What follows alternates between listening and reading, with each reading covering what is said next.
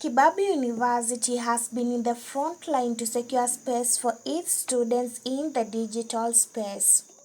The administration has transformed from pure physical classes to blended classes with both physical and online classes incorporated.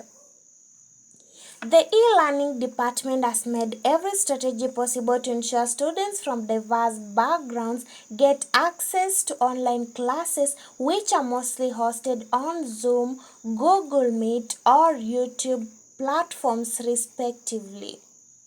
According to e-learning personnel McDonald, he says that they always offer training to its students to ensure they are familiar with the digital tools to use in their learning. How we manage to roll out e-learning to students is in every session when students come in as first years, we always ensure that we train them on how to use the system, where to access it, what are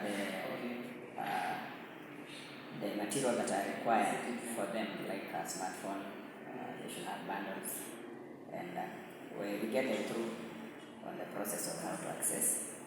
But again, in as much as we train them, and we always have refresher trainings, any student who has any issue is always coming in, and we have refresher trainings for them, just to ensure that everything is working in place.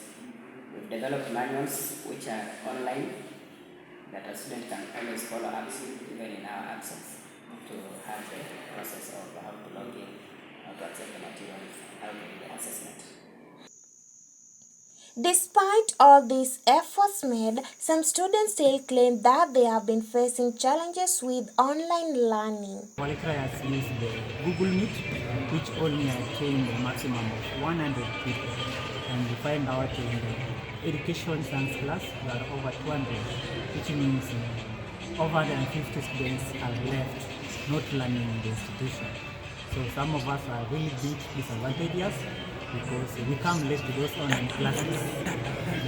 Then another challenge that is affecting us, when you go that LMS, the way they call it at Kibabii University, the online cards, mostly the platforms are not working when the time for card has arrived.